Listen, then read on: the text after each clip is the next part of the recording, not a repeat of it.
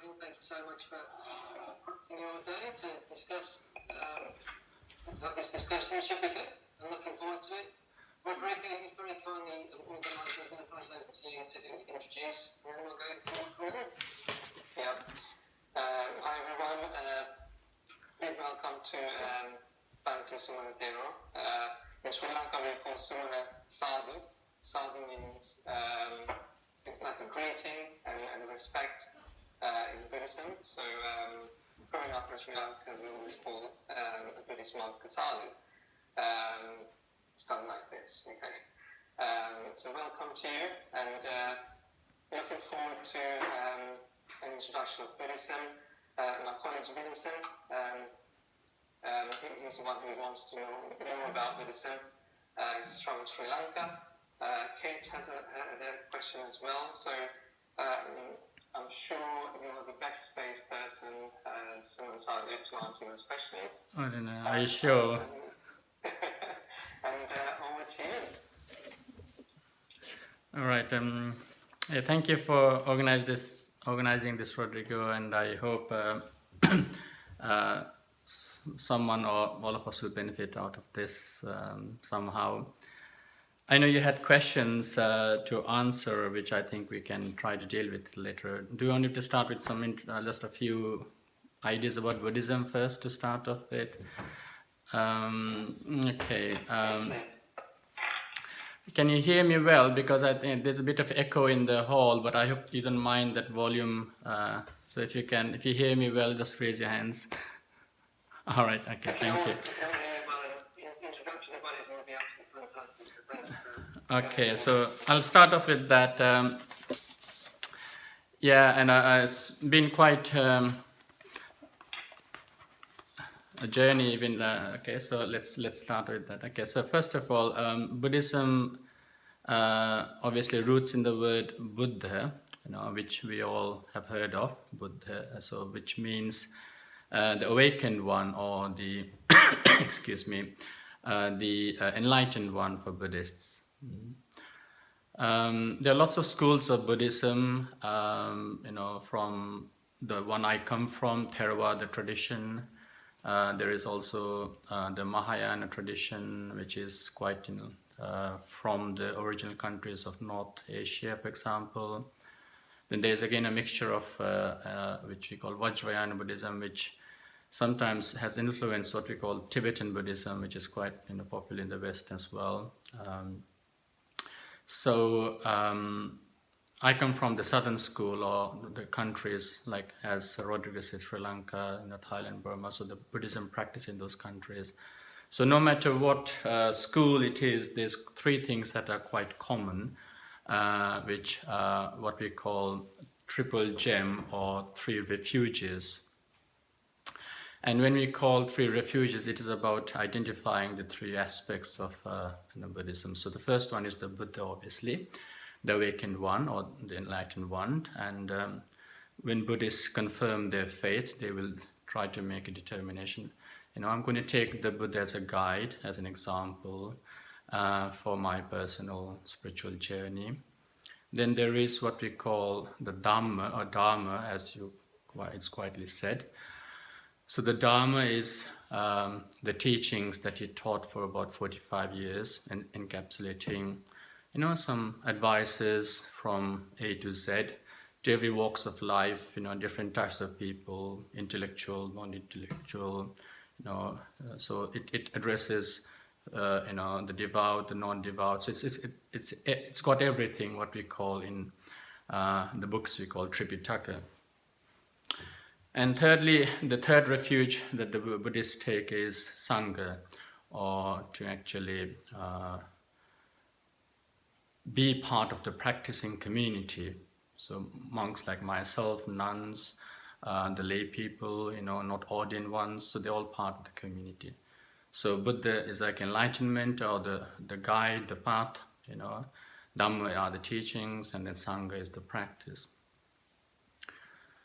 So the whole practice of Buddhism is not focused or centralized or into a divine or something. It's more or less centralized into what I would call DIY, It's more or less actually practicing, yourself and trying to achieve, something. So when you say achieve something, it is achieving peace of mind. It is achieving what we call nirvana. If you've heard of that word, it's a nibbana.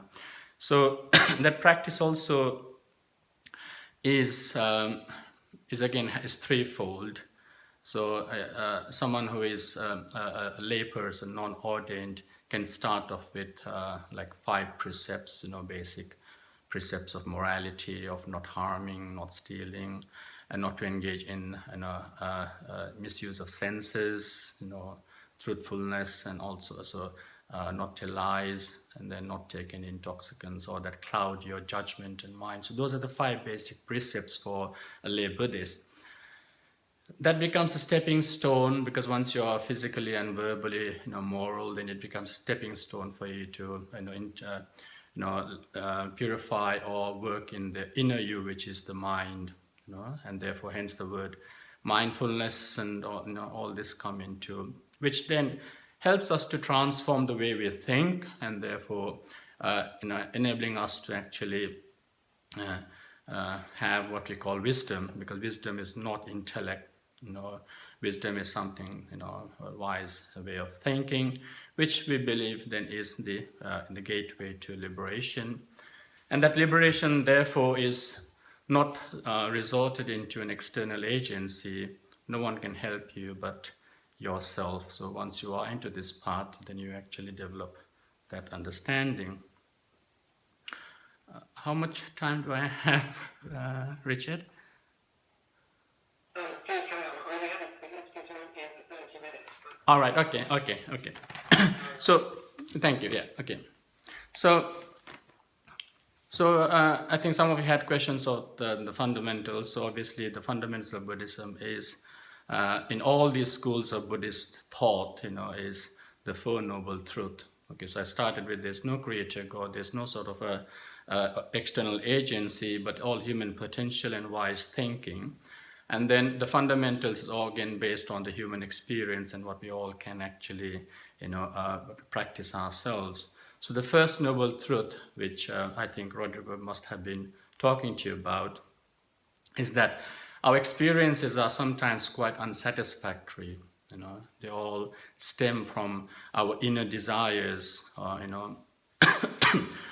inner needs. And when they actually do not happen, or the way you want or the way you expect, we tend to have discomfort, dis-ease, even maybe a general term, what we call unhappiness, or sometimes in a derogatory way of looking at it as suffering. Okay, so but I prefer the word unhappiness, rather than suffering. So when we try to seek this fulfillment, from what is always changing, from our vulnerable bodies and feelings and thoughts, we tend to actually be dissatisfied, disappointed, and even, with all the losses that we actually experience, we suffer from those experiences. And we try to actually transform the way of thinking to try to realize that in 3 ways, that because we don't need the Buddha to come and tell us, come on, you break your leg, you suffer. Or when something, whatever you treasure breaks, you suffer. You don't need the Buddha to tell you. But that is factual. It's a fact that we have to understand. But what the Buddha wanted us to understand was the third one, which we are talking about quite in detail later on. Because the first category is, yes, there are facts in life. That is where the whole world is based on. The second is obviously the suffering or unhappiness that comes through the changes from aging, illness, to death, and to all those experiences. So the Buddha he just actually exposed that this is why people suffer. But the third way, what he tried to explain was sorry to use this technical word, we'll call sankhata, but the meaning is the mental formation or our responses, the reactions that we create within ourselves. The first 2 is external to you, beyond your control. Aging, whatever you do, whatever you experience outside is beyond your control. But what you can do is manage yourself within, which is the clinging or the reaction that you generate through your expectations, and actually to even to stop seeing things from fixed point of views, with prejudices in our mind, with our intellect, with our judgments. And we always judge, every second we judge things outside, what you hear, what you see. You listen to a piece of music, you like it, you start shaking your body. You don't like it, you actually stop it or skip it.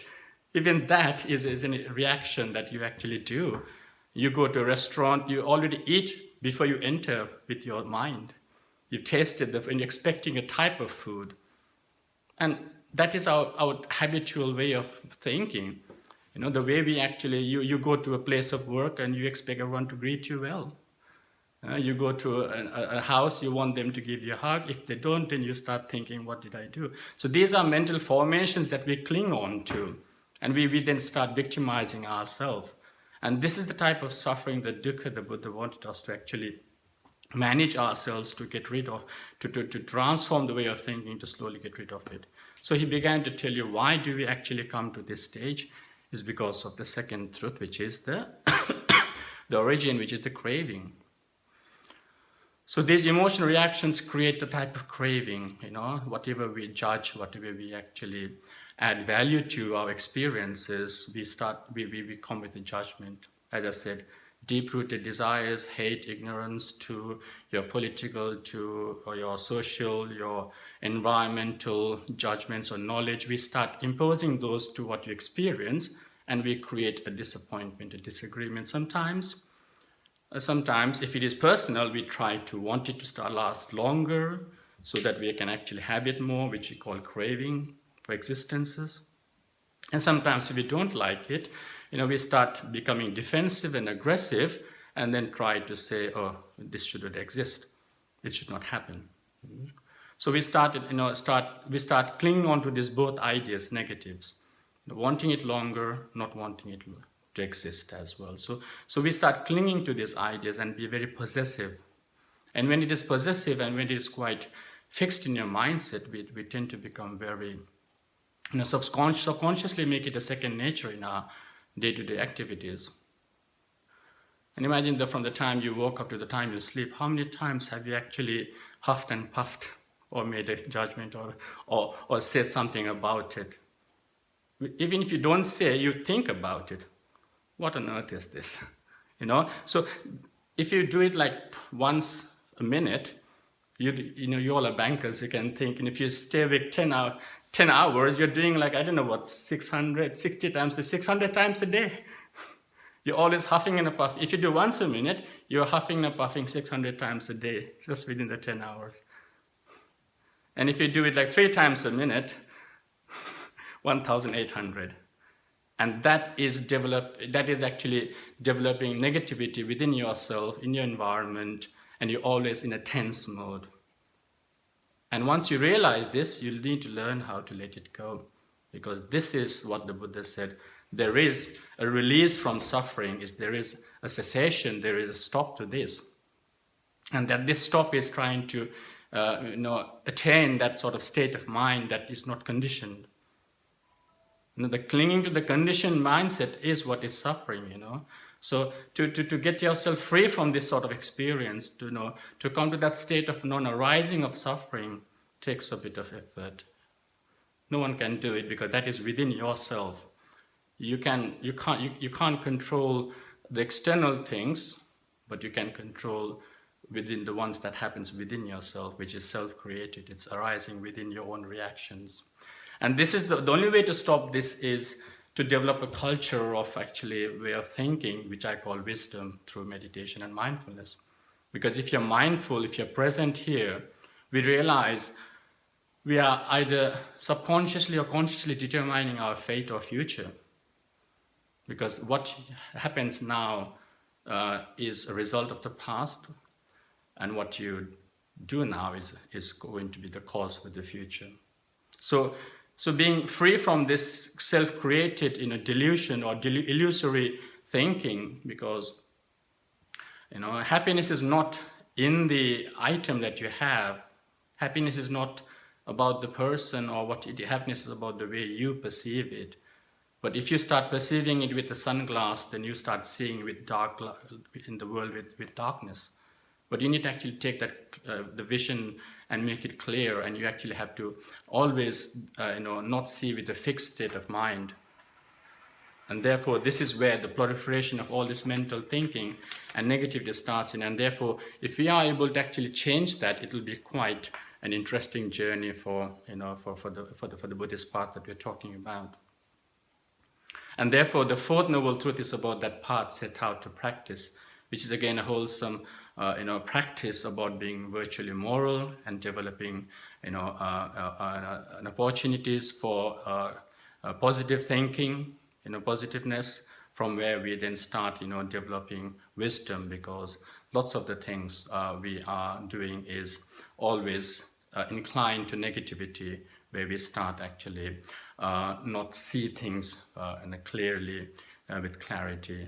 So this is the Eightfold Path is a long explanation, which I doubt I can finish, but I'd rather have some discussion. And it's basically about the moral values that we develop physically and verbally, and then from there we develop mindfulness, put some effort into continuity of that, and then eventually develop the skills of what we say letting go, which is called the right intention. So letting go of everything that actually causes that pain, causes the reactions that you actually can or bring upon yourself. So which leads to our just brief introduction, if I think that helps. So if you want any clarity or further explanation, please let me know.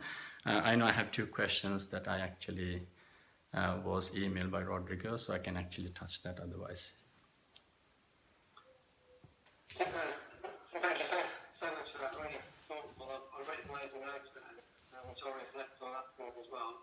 I don't know if you've got your questions in your head, but it might be nice to sort of verbalise your questions. And if anybody else got any questions, to ask a question as well. So Vince, I don't know if you remember what question you sent it. Yeah, so I'm currently reading who wrote one. It was with me. I can't pronounce his name. Is it Thich Nhat Hanh? Thich Nhat Hanh, yeah. Yeah. Thich Nhat So Hanh. I'm reading that at the moment. Very good. I'm going backwards and forwards. It's blowing my mind a little bit. The bit that I always find a bit harsh and try to stomach a little bit, and that was when they say everything is suffering. And that was written in some of the old stuff, because there's different scriptures, isn't there? And there was the old one which said everything is suffering. It's quite harsh. Like if you've got a glass, a glass, they deem that is everything. That's suffering, because it's the difference between permanence and impermanence, isn't it? And coming to terms with that is impermanent. Is that right? Yeah. That's why I'm just struggling to digest that. That's why. Yeah, I mean, basically, the second type of suffering, which I said there were three categories, is the second type is that suffering or unhappiness that arises due to the changes or due to the non-realization of the flux of the changes, and this is where the unhappiness comes, because you expect everything to be your way, my way, highway style, and this is where this expectation is what brings the suffering. I don't want my hair to grow gray, or I don't want these wrinkles, or I don't want to be ill, and this is what because these are the perceptions that we hold on to, and we strongly have our tenets into, I should be this person, I am this person, and then ego starts clinging into it, and whatever every experiences, what you see, what you hear, what you touch, what you smell, what you taste, what you feel, what you think that it should be my way. And then therefore, when things change, even if someone moves your nice vase of flower that is on a table to a different angle, you feel agitated because that's not the way I put it, and it should be my way. So everything is actually suffering from that point of view, because you are always in a negative perception and negative, the way because you impose your ego, or ego is not a good word, but your self-identity into that experience, because you see yourself in there. You see if you have a phone, I believe now, and you treasure that phone because you see yourself in it. It's that self, that's my one, that's my person. And when you see your identity there, and anything that is intrusive, anything that is actually conditioning it to change, you feel a bit of pain, you feel a bit of a disagreement. And this is when when you actually are more aggressive to the change, then you feel like whenever it's like a punch coming at you, someone saying something about you, someone doing something to you, we all feel a bit of negativity. And sometimes you might be sleeping in a 5-star hotel, but you can't sleep because that's in your head. So you should actually learn how to put it in the bin before you enter the house and deal with it the next day. So how do you, because one part of that I struggled with was, how do you take that element away from people? Because if I was going to read it, it kind of makes you a bit impassive. Do you know what I mean? As if like it doesn't matter if people pass, if people become ill, because you're due to expect that. Do you know what I mean? And that's why I kind of struggle with it. Yeah, I mean, obviously we do have emotional attachments, and they all become memories, and we try to live anything that happens, we try to go back and link it to the memories. So when it comes to life and death, and all these incidents, I think the more you understand the change, the more you appreciate it, and the more you appreciate people living with you, the more you will start appreciating the things that you have, And so when you don't see that change, you actually start leading a hedonistic life, more or less. You actually be very sort of, selfish attitude, self-centered attitude you start developing. So when you see the change, then you start appreciating the presence, and you agree with the change. You are not, you're not against the change. And when you actually see that, you need to actually you then start seeing life. It's not about developing which this is a quite wrong misconception where Buddhism is always focusing on negativity, and actually the point is that it allows the good virtues to arise within yourself when you see the change. You start appreciating things. There's no point actually crying when someone's actually when something is lost. When even the item that you possess or something that you have or to cherish. So you tend to actually spend more. You appreciate each other's presence. Imagine you're sitting to a person that you don't like. You'll be thinking, when am I going to stand up from here? Similarly, imagine if you think that that actually even my own life is vulnerable and it is subject to change all the time, then you start appreciating and you start developing good habits. You want to actually take care of yourself properly, have a good healthy lifestyle. If you don't see that change or death, then you don't actually see life itself. So it is that balance that it gives us, like a £1 coin, the emblem and the number both gives value to it. One of them seeing a one alone will not give any value to the coin. So we need to actually, to have that value, we need to see the change. And when you see the change constantly, and you actually start appreciating everything, you start showing love, you don't hold grudges, you start learning how to be patient, you forgive others. All of these things start arising because you shut down, because if you don't have that, you are just completely blindfolded with ego, selfishness, self-centered attitudes, and all those things. So it is in a way to actually make people understand that life is valuable, and it is cherishable, and it is precious. Let's look after it, and when you actually understand that, I think life is more enjoyable. The Buddha never said don't enjoy life, earn money, be rich, no problem. You can please yourself, no problem, but do it in a good moral way.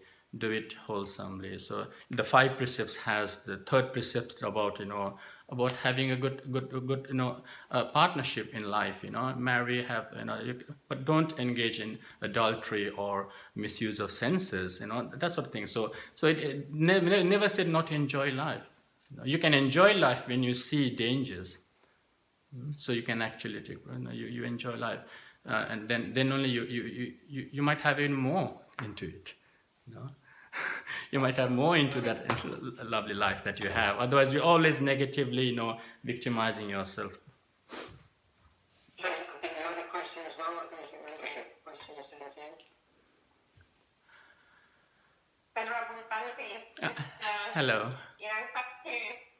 Thank you for enlightening us and taking us away from the earthly problems of Bangladesh in this difficult time.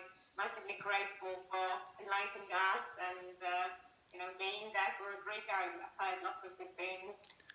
And keeping him on the right path, him and his family. So very grateful for you taking time out today. Could you just maybe give us a little bit of guidance how one can deal in this difficult time of crisis in a positive way?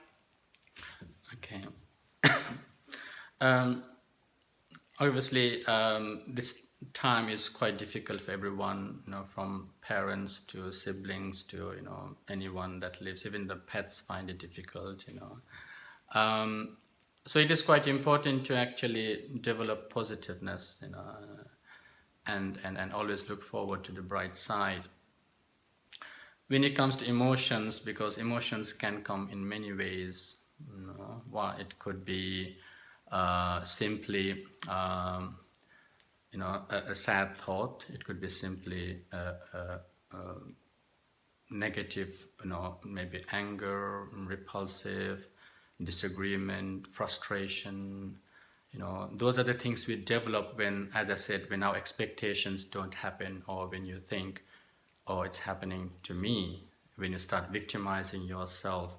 You know, if you have 2 children, maybe you can see the way they're fighting for the remote control and channel, you know, that they want to switch on to, you know, and that is very simple. That happens, you know. You'll say, I'm bored, you know. And even the word bored is all coming from the negative, you know, way of looking at things, or things not happening in your way.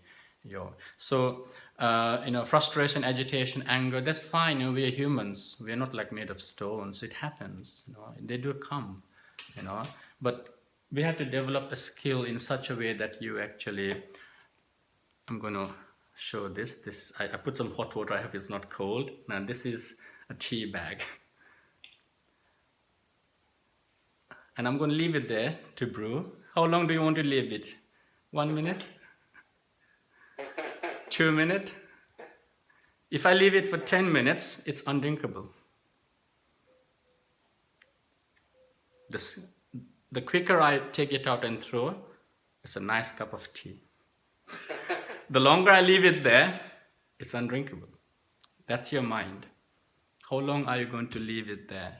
Think positively. What we do is we have a habit of going to the bin, isn't it, Kate? Going to the bin and then taking the tea bag out and drinking another cup of tea with that tomorrow. We bring back some incidents that happened yesterday and we start fighting again. So, some incident that happened 1 month ago and we start fighting again. We're trying to make another cup of tea with the same tea bag. So the skill is being positive. So learn how to take it and then throw it away. And the correct time, you have a healthy mind. You know, imagine, you know, this is one incident. Another incident is like maybe a bit of a milk. Another incident is a bit of salt. Another incident is a bit of like things like you like a juice, it's mango. You like ice cream, then put ice cream. Imagine in 1 minute you have 60 thoughts. That is still a not drinkable drink. So to keep your mindset healthy is quite important, and learn how to develop a skill that it's not running away from it. You have to face it, acknowledge it. We need to acknowledge the presence of it, then only we can deal with it. The more you actually fight with it, the more it will start, you know, being stronger and against you. So it is about developing that sort of resilience through, you know, understanding that, okay, this is going to change, or this is a temporary incident. Why should I actually bother and make myself or suffer myself? And that way you need to learn how to let go. So developing this concept of letting go is quite important in the Buddhist practice, where we... so what happens is that is once you see its presence, because you're not fighting against it, yeah, there are there's someone arguing on something and you are just watching it without any judgment. Fair enough. And then, because when you actually be sort of economous and neutral, then you have time for reflection, instant reflection, because you're not shadowed, your mind is not clouded. No, you have time for reflection, and you have more time to give energy in a positive way. All of your bankers, a new strategy is 80-20 ratio. Focus on the 80% in a positive side. Develop strategies to work more rather than victimizing, blaming yourself, blaming someone else, and spending 80% of energy on those things. But you can actually acknowledge its presence with the 20% of your energy, reflect on it, and then use 80% to actually bring up positiveness. And that is what I do. So don't go to sleep with a 10,000 list in your head. Don't wake up with a tick box in your head. Always learn how to put a stop to it and then deal with it the next day, because you can't sleep with emotions going around in your head. You got to learn how to put them in the bin for a while. And if you need to deal with it, with a positive mindset, deal it when you're fresh. So dealing with negative emotions is learning how to acknowledge its presence, and then you can actually deal with it rather than you being conditioned by it or being puppeteered by those incidents. You don't have to be the person, changing. You can actually be neutral, Now that is with the external people, obviously. But if it is internal on you, it is from sadness, boredom, frustration. Those are the things as well that we need to actually, agree that it is there first, because we can't rewrite the stories behind those emotions. What's gone is gone. Lots of the time what we do is we are contemplating, trying to rewrite the stories behind it. And that can never happen, because what's gone is gone. As I said earlier, what we can do is we can actually manage ourselves properly so that we can determine the next minute, rather than you actually subconsciously working things with conditioned thought thinking, with your way of thinking, or with thinking patterns that actually are more negative, which will then make things worse. It's like leaving the tea bag to actually brew for longer than needed. So I hope that helps a little bit, but I don't know whether that answered your question. If you want further clarification, please let me know. You really did, and I hope that tea won't be too bad. It's perfectly brewing, I think. Yeah. Thank you very much. Pinsara, thank you so much for giving up your time today. I really do appreciate it. You're very welcome. It's very thoughtful. I take lots of notes. I will reflect.